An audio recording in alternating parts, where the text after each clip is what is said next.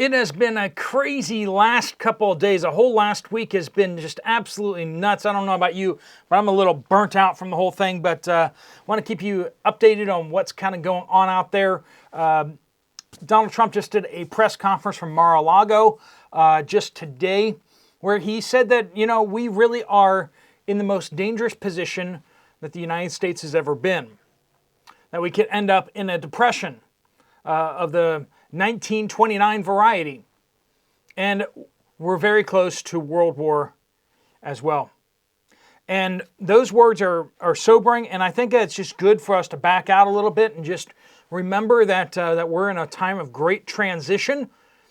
And as I go through some of these other news items that we have that's been kind of breaking today, a lot of things are changing out there, but the need for us to be better prepared for what comes next doesn't change. And so, as I keep saying, the more prepared you are, the less you have to worry about. Fear is really being unprepared. If there's a situation that you think that you're unprepared for, you fear it. If you're like, I know exactly what I'm going to do, I know exactly how I'm going to handle that situation, then there isn't fear. And we talk about preparedness and prepping on this channel a lot. And when you prepare, you have a lot more confidence looking at the future. A lot of people are like, doesn't all these news stories stress you out? Well, it stresses me out getting the news stories so that I can get them on camera and such. But honestly, I'm deeply troubled by what's going on in the world, but I'm at a place where so many of my ducks are in a row that I'm kind of where I need to be. It's not like I'm running around anymore like a chicken with my head cut off. It's like I am taking steps to continue developing my resources, developing what I have. I'm still putting back a little bit more here and there, but I'm now filling in the gaps. And I'm optimizing things as opposed to just bulk purchases and bulk, bins of rice and beans and stuff like that. And hopefully you're there too. If you're not, well then do the bulk purchasing. The more beans and rice you got and the ability to cook that food, the better off you got.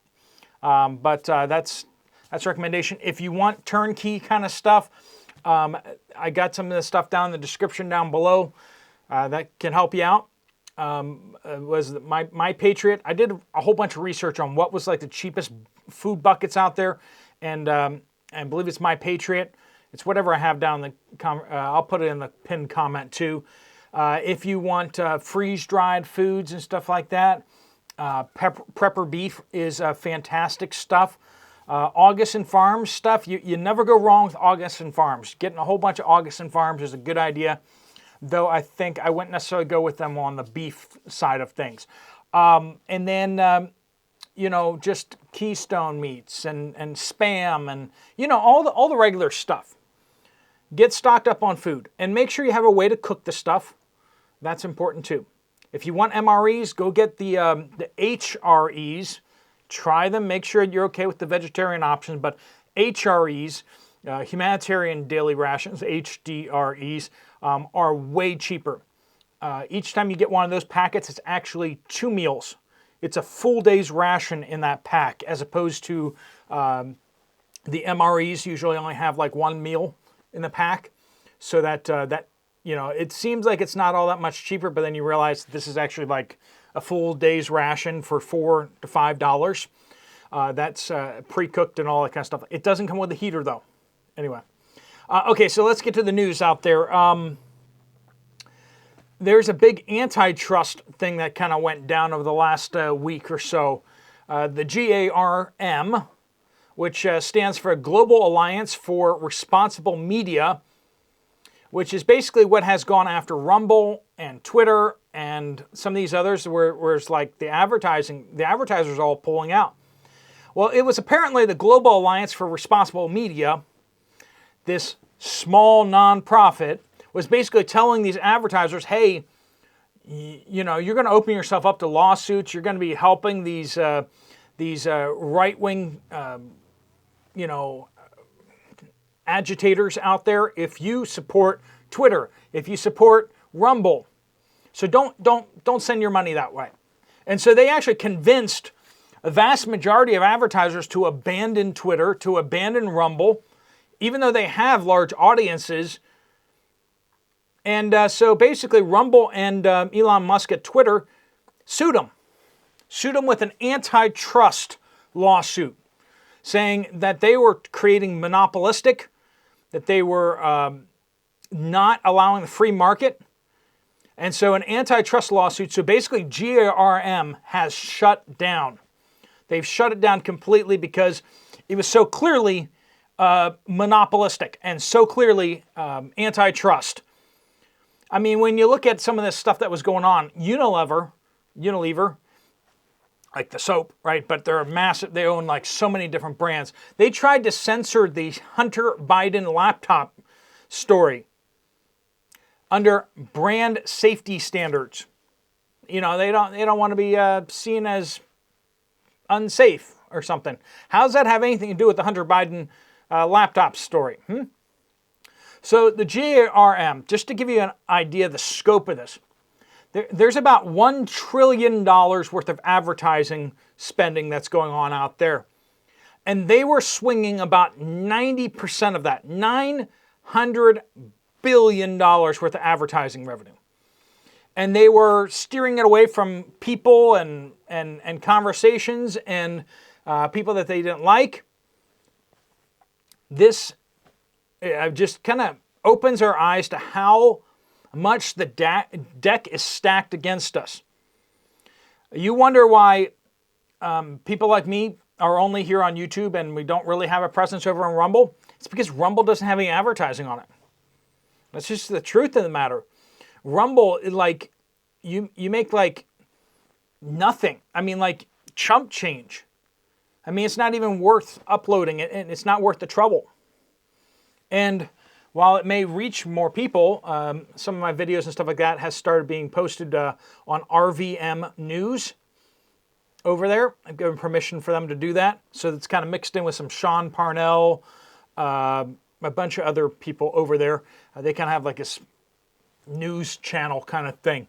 And some of the stuff from here gets posted over there.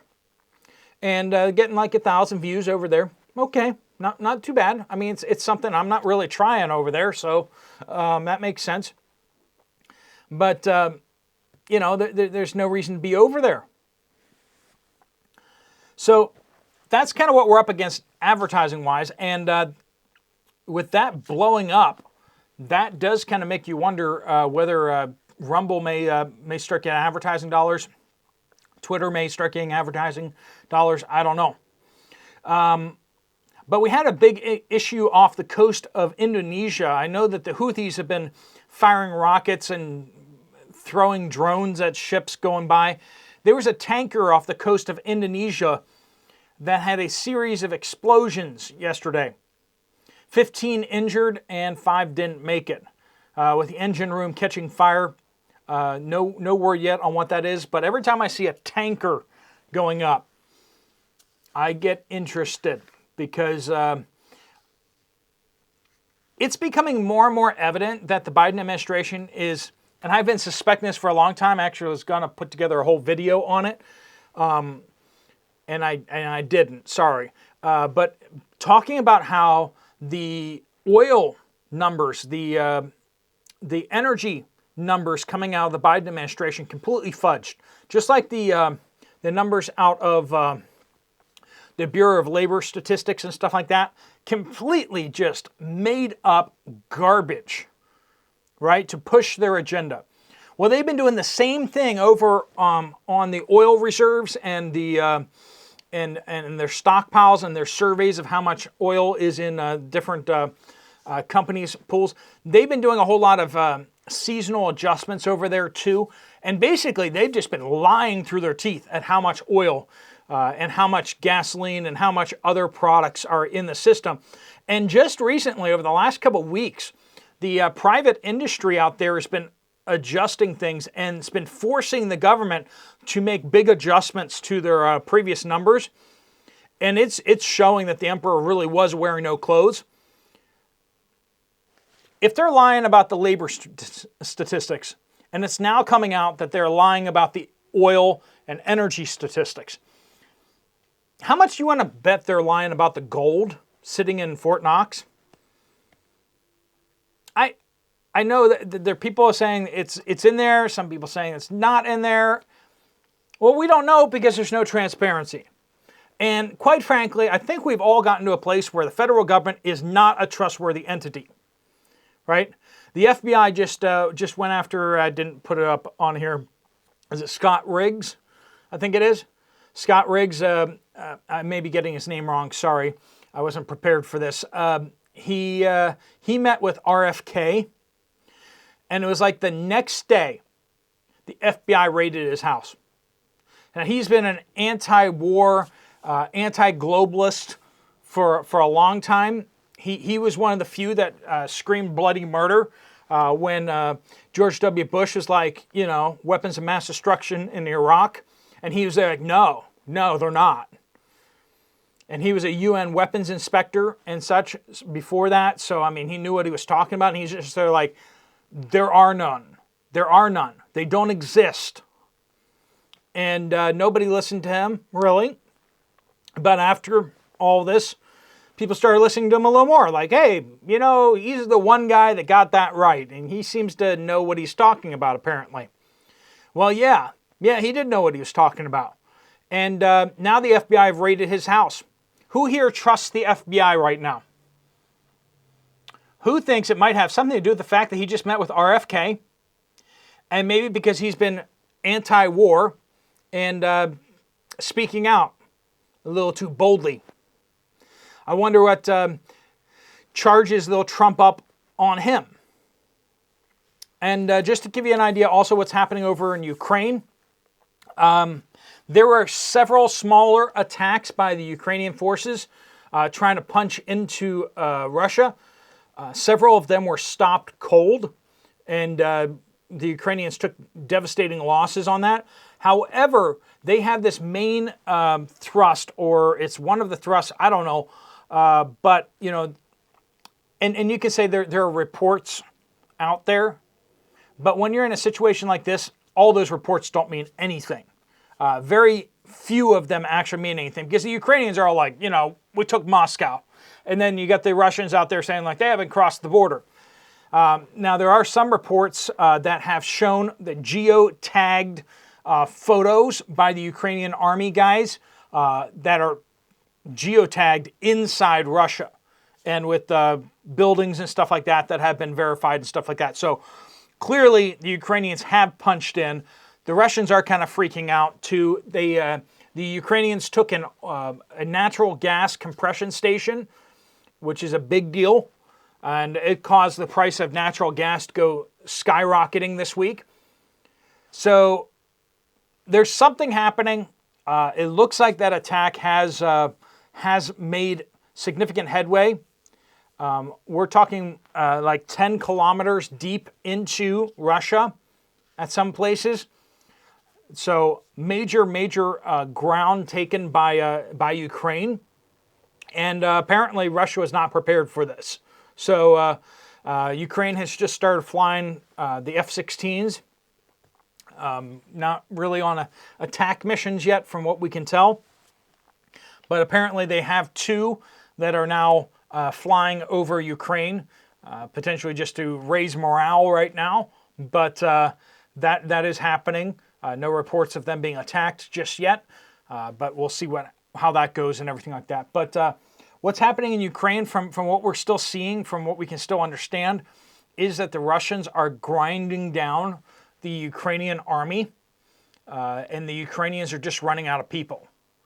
It's not really that they don't have the weapons and materials to do stuff, it's just that they don't have people to man the trenches and to do everything. And Russia keeps trying to extend the lines and push them, Russia is continuing to grind forward and capture new villages like New York the other day.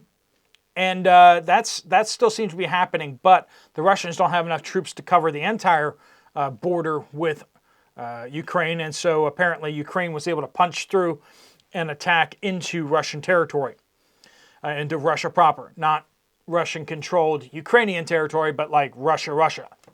So that is happening. We will keep you up to date as more detailed information comes through, as more verified information comes through on that. We'll let you know about that.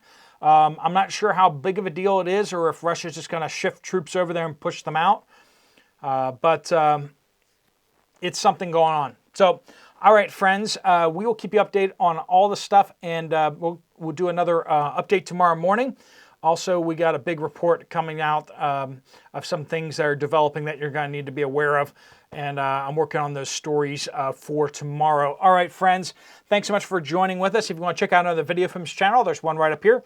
I'll see you over there, or I'll see you guys later. Steve Poplar of the Poplar Report.